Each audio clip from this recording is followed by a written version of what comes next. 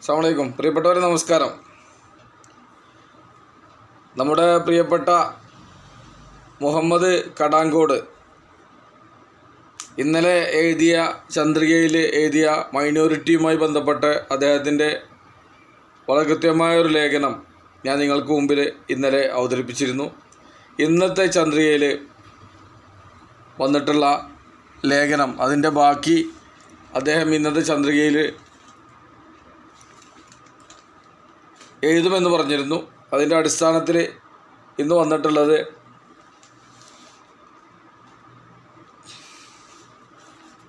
June 23 ഇന്ന് തിങ്കളാഴ്ച വന്നിട്ടുള്ള ലേഖനമാണ് ഞാൻ നിങ്ങൾക്ക് മുമ്പിൽ എത്തിക്കുന്നത്. മൈനോറിറ്റിയുമായി ബന്ധപ്പെട്ടിട്ടുള്ള ലേഖനം അതിസുപ്രധാനമായൊരു ലേഖനമാണ് ഇന്നത്തെ ചന്ദ്രികയിൽ നിരീക്ഷണം പേജിൽ വന്നിട്ടുള്ളത്. പുറന്തള്ളപ്പെടുന്ന പിന്നോക്കം എന്ന തലക്കെട്ടിൽ പ്രിയങ്കരനായ മുഹമ്മദ് കടാങ്കോട് എഴുതിയിട്ടുള്ള ലേഖനം ഞാൻ നിങ്ങൾക്ക് മുമ്പിൽ എത്തിക്കുകയാണ്. ഇന്ത്യക്ക് ഭരണഘടന സവിശേഷമായ പ്രാധാന്യം നൽകിയ ഒരു വിഭാഗമാണ് പട്ടികജാതിയും പട്ടികവർഗവും. ഇന്ത്യൻ സമൂഹത്തിൽ അവർ നേരിടുന്ന വെല്ലുവിളികളും പ്രതിസന്ധികളും സാമൂഹിക പിന്നോക്കാവസ്ഥയും കണ്ടറിഞ്ഞാണ് ഭരണഘടനാ ശില്പികൾ അവർക്ക് മാത്രമായി നിരവധി ആനുകൂല്യങ്ങൾ നൽകിയത്. ഭരണഘടനയുടെ ആർട്ടിക്കിൾ 15-ൽ 4, ആർട്ടിക്കിൾ 16-ൽ 4, ആർട്ടിക്കിൾ 46, ആർട്ടിക്കിൾ 275, ആർട്ടിക്കിൾ 332, ആർട്ടിക്കിൾ 338 എന്നീ നിരവധി വകുപ്പുകളിലൂടെ വ്യത്യസ്ത ആനുകൂല്യങ്ങൾ ഈ വിഭാഗത്തിനായി ഭരണകൂടം നൽകുന്നുണ്ട്. സർക്കാർ ഉദ്യോഗസ്ഥ തലങ്ങളിലും വിദ്യാഭ്യാസ സ്ഥാപനങ്ങളിലുമുള്ള സംവരണ സംവിധാനമാണ് ഇതിൽ പ്രധാനം. ഈ സമൂഹങ്ങൾക്കായി വ്യത്യസ്ത മേഖലയിലുള്ള സാമ്പത്തിക സഹായവും അവരുടെ പ്രശ്നങ്ങളെക്കുറിച്ച് പഠിക്കാൻ മാത്രമായുള്ള കമ്മീഷനും ഭരണഘടനാപരമായിട്ടുള്ള ഇവരുടെ അവകാശങ്ങളാണ്. 1996-ലും 2004-ലും 2006-ലും 2013-ലുമായി നിരവധി നിയമങ്ങൾ ഇവർക്ക് മാത്രമായി നിർമ്മിച്ചിട്ടുണ്ട്. എങ്കിലും ഇന്നും സാമൂഹികമായി ഇവർ പിന്നോക്ക അവസ്ഥയിലാണ് എന്നതാണ് യാഥാർത്ഥ്യം. സാമ്പത്തിക, സാമൂഹിക, രാഷ്ട്രീയപരമായ പാർശ്വവൽക്കരണവും വിദ്യാഭ്യാസത്തിൻ്റെ കുറവും സമൂഹത്തിൻ്റെ ചൂഷണ മനോഭാവവും ഇവരെ പൊതുമണ്ഡലങ്ങളിൽ നിന്നും മാറ്റി നിർത്തപ്പെടുന്നതിന് കാരണമായി. KS സിംഗിൻ്റെ the scheduled tribes struggle for justice and equality എന്ന പുസ്തകം ഇവർ അഭിമുഖീകരിക്കുന്ന പ്രശ്നങ്ങളുടെ വ്യാപ്തി തുറന്നുകാട്ടുന്നു. സംവരണ അട്ടിമറിയും ഭരണകൂടത്തിൻ്റെ കഴിവുകേടും കൃത്യമായ കണക്കെടുപ്പുമില്ലായ്മയുടെ അടക്കം നിരവധി കാരണങ്ങൾ ഇവരുടെ പിന്നോക്കാവസ്ഥയുടെ ആഴം കൂട്ടി. സവർണ വിഭാഗത്തിൻ്റെ താൽപ്പര്യത്തിനൊത്ത് വ്യത്യസ്ത ഭരണകൂടങ്ങൾ സംവരണക്രമങ്ങൾ അട്ടിമറിക്കാൻ തയ്യാറായത് തന്നെയാണ് ഇതിൻ്റെ പ്രഥമ കാരണം. 2022-ൽ മാത്രം 61,400 കേസുകൾ ഇവർക്കെതിരായുള്ള അക്രമങ്ങളുടെ പേരിൽ റിപ്പോർട്ട് ചെയ്യപ്പെട്ടിട്ടുണ്ട്. സമൂഹത്തിൽ ഇവർ അവഗണിക്കപ്പെടുന്നതിൻ്റെ നേർക്കാഴ്ചയാണിത്.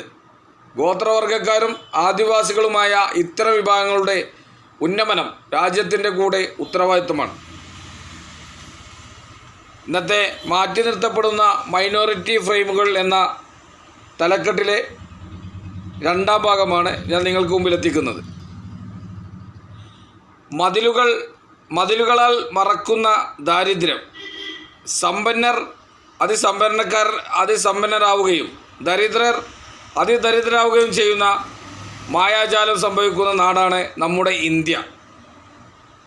വർഷം തോറും ഈ പ്രതിഭാസത്തിൻ്റെ ആക്കം കൂടിക്കൊണ്ടിരിക്കുകയാണ്. രാജ്യത്തിൻ്റെ 90% സമ്പത്തും ധനികരായ 10% കൈമുതലാണെന്നതാണ് ഗൗരവകരമായ ഒരു വസ്തുത. ഇന്നും ഇന്ത്യയിൽ 10%-ലധികം ആളുകൾ രാജ്യത്തെ ദാരിദ്ര്യരേഖയ്ക്ക് താഴെ നിലകൊള്ളുന്നവരാണ്. ആഗോള ദാരിദ്ര്യരേഖയുടെ കണക്ക് എടുക്കുമ്പോൾ 134 മില്യൺ ഇന്ത്യക്കാർ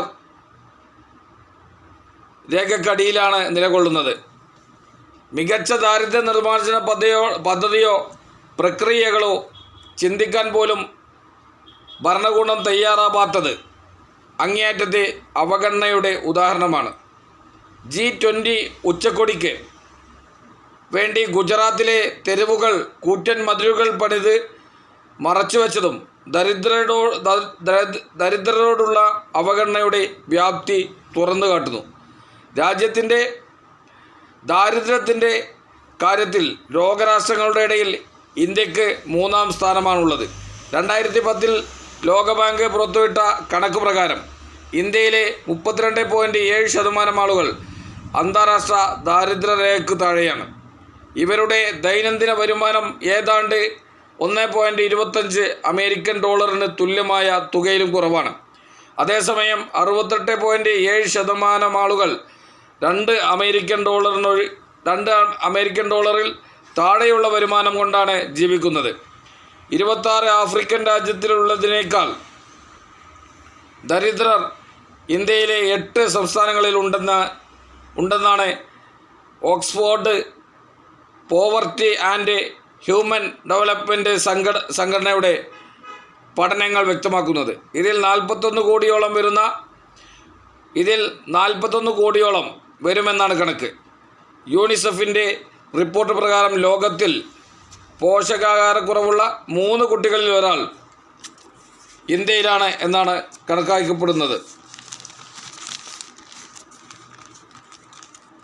ഇന്ത്യയിൽ 5 വയസ്സിൽ താഴെയുള്ള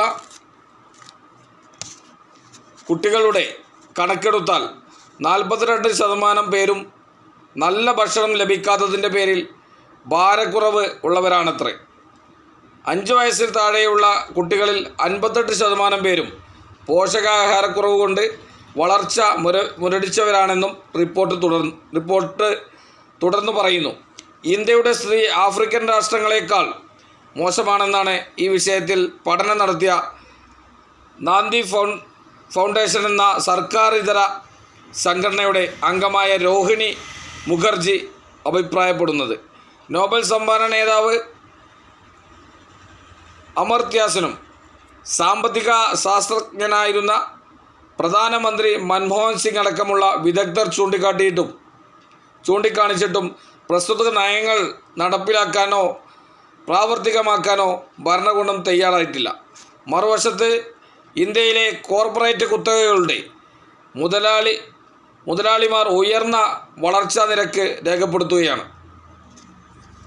അടുത്ത ഹെഡിങ്ങിൽ ഭിന്നത നേരിടുന്ന ഭിന്നശേഷിക്കാർ എന്ന ഹെഡിങ്ങിൽ പ്രിയപ്പെട്ട മുഹമ്മദ് കടാകോണിൻ്റെ ആ ലേഖനത്തിൽ തുടർന്ന് വായിക്കുന്ന പാരഗ്രാഫാണ്. സമൂഹത്തിൽ പലപ്പോഴും അവഗണന നേരിടുന്ന വിഭാഗമാണ് ഭിന്നശേഷിക്കാർ. ഭരണകൂടത്തിൻ്റെ പ്രത്യേക പരിരക്ഷ നേടുന്ന സമൂഹമാണവർ. വികലാംഗർ എന്ന് വിളിക്കുന്നത് പോലും രാജ്യത്ത് നിയമവിരുദ്ധമാണ്. മാനസികമായുണ്ടാകുന്ന മനോവിഷമങ്ങൾക്ക് കാരണമാകരുതെന്ന ബോധ്യമാണ് ഭിന്നശേഷിക്കാർ എന്ന സൗഹൃദ നാമത്തിലേക്ക് നമ്മെ എത്തിച്ചത്. ഭരണഘടനാപരമായി ഇത്തരക്കാർക്ക് നിരവധി അവകാശങ്ങൾ നിലവിലുണ്ട്. സമൂഹത്തിൽ നിന്ന് അനുഭവിക്കുന്ന വിവേചനങ്ങളിൽ നിന്നുള്ള കവചമായി നിരവധി നിയമനിർമ്മാണങ്ങളും ഇവർക്ക് വേണ്ടി നടന്നിട്ടുണ്ട്. 1995-ലും 2016-ലുമായി നിർമ്മിക്കപ്പെട്ട രണ്ട് നിയമങ്ങൾ ഇതിന് ഉദാഹരണമാണ്. നമ്മുടെ സമൂഹം ഭിന്നശേഷിക്കാരെ സഹതാപപരമായി വീക്ഷിക്കുകയും അവരുടെ പലവിധ പ്രശ്നങ്ങളും തിരിച്ചറിയുന്നതിൽ പരാജയപ്പെടുകയും ചെയ്തുവെന്നത് യാഥാർത്ഥ്യമാണ്. സാമൂഹിക വിവേചനങ്ങളുടെ താഴ്ന്നവരായി കണ്ട് തിരസ്കരിക്കുകയും അവരുടെ ശരിയായ സ്ഥാനം സമൂഹം അറിയാതെ പോവുകയും ചെയ്യുന്നു. ദേശീയ നയം അവർക്ക് വേണ്ട ശാരീരിക, വിദ്യാഭ്യാസ, സാമ്പത്തിക, പുനരധിവാസ വ്യവസ്ഥ ഉറപ്പ് നൽകുന്നുണ്ടെങ്കിലും രോഗനിർണയം, ചികിത്സ, വിദ്യാഭ്യാസം എന്നീ സംവിധാനങ്ങൾ എന്നും ഭിന്നശേഷിയുള്ളവർക്ക് ഒരളവ് വരെ അപ്രാപ്യമാണ്. അതോടൊപ്പം തന്നെ സാമൂഹ്യ സുരക്ഷ ഉൾപ്പെടെയുള്ള സഹായക സംവിധാനങ്ങൾ ഉറപ്പുവരുത്തുന്നതിൽ ഇപ്പോഴും വിടവുകൾ കാണാവുന്നതാണ്. ഇതിനെല്ലാം ഉപരിയായി ഭിന്നശേഷിക്കാർക്ക് ഒത്തുചേരുന്നതിനും ചർച്ച ചെയ്യുന്നതിനും അവരുടെ വിഷമങ്ങൾ പങ്കുവെക്കുന്നതിനുമായുള്ള പദ്ധതികൾ ആസൂത്രണം ചെയ്യുന്നതിൻ്റെ അഭാവവും സമൂഹത്തിൽ പ്രകടമാണ്. ഒരു ഭിന്നശേഷിയുള്ള വ്യക്തിക്ക് എല്ലാ മേഖലയിൽ നിന്നുമുള്ള പിന്തുണയും പലവിധ സേവനങ്ങളും ആവശ്യമാണ്. കാരണം ശാരീരികമായി നിരവധി പ്രശ്നങ്ങൾ അഭിമുഖീകരിക്കുന്നവർ മാനസികമായി കൂടി തളർന്നാൽ അവരുടെ വ്യക്തിജീവിതത്തെ ദുഷ്കരമായി ബാധിക്കുമെന്ന് ഉറപ്പാണ്. ഓരോ രാജ്യങ്ങളുടെയും നിലനിൽപ്പിനും അസ്തിത്വത്തിനും ന്യൂനപക്ഷങ്ങളുടെ വികാസവും അവിഭാജ്യ ഘടകമാണ്. മാറ്റിനിർത്തലിൻ്റെയും ഒഴിവാക്കലിൻ്റെയും രാഷ്ട്രീയത്തോട് വിട പറഞ്ഞ് തൽസ്ഥാനത്ത് ചേർത്തുനിൽപ്പിൻ്റെ ദർശനങ്ങളെ നമുക്ക് പ്രതിഷ്ഠിക്കാം. 26 ആഫ്രിക്കൻ രാജ്യങ്ങളിലുള്ളതിനേക്കാൾ ദരിദ്രർ ഇന്ത്യയിലെ 8 സംസ്ഥാനങ്ങളിലുണ്ടെന്നാണ് Oxford poverty and human development സംഘടനയുടെ പഠനം. ഇത് 41 കോടിയോളം വരും. യൂണിസെഫിൻ്റെ റിപ്പോർട്ട് പ്രകാരം ലോകത്തിൽ പോഷകാഹാരക്കുറവുള്ള 3 കുട്ടികളിൽ ഒരാൾ ഇന്ത്യയിലുള്ളതാണ്. ഇന്ത്യയിൽ 5 വയസ്സിൽ താഴെയുള്ള കുട്ടികളിൽ 42% പേരും നല്ല ഭക്ഷണം ലഭിക്കാത്തതിലുള്ള പേരിലുള്ള ഭാരക്കുറവുള്ളവരാണ്. ബഹുമാന്യനായ മുഹമ്മദ് കടാങ്കോടിൻ്റെ പുറന്തള്ളപ്പെടുന്ന പിന്നോക്കം എന്ന തലക്കെട്ടിൽ വളരെ കൃത്യമായി തന്നെ ഇന്നത്തെ ഒരു ലേഖനത്തിൽ അദ്ദേഹം മൈനോറിറ്റി പരമായിട്ടുള്ളതും മറ്റു എല്ലാ വിഷയങ്ങളും ഒക്കെ ഉൾക്കൊള്ളിച്ചുകൊണ്ടുള്ള ഒരു ലേഖനമാണ്. ഇന്നത്തെ ലേഖനത്തോടുകൂടെ മാറ്റി നിർത്തപ്പെടുന്ന മൈനോറിറ്റി ഫ്രെയിമുകൾ 2ാം ഭാഗം ഇതിന്നിവിടെ അവസാനിക്കുകയാണ്.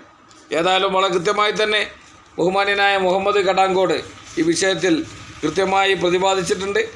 ആ ഒരു ലേഖനം നിങ്ങൾക്ക് മുമ്പിൽ എത്തിക്കാൻ കഴിഞ്ഞതിലുള്ള സന്തോഷം അറിയിച്ചുകൊണ്ട് എല്ലാവർക്കും നന്മകൾ വരട്ടെ എന്ന പ്രാർത്ഥനയോടെ ഞാൻ അവസാനിപ്പിക്കുകയാണ്. നന്ദി, നമസ്കാരം. അസ്സലാമു അലൈക്കും വറഹ്മത്തുള്ളാഹി തആല വബറകാതുഹു.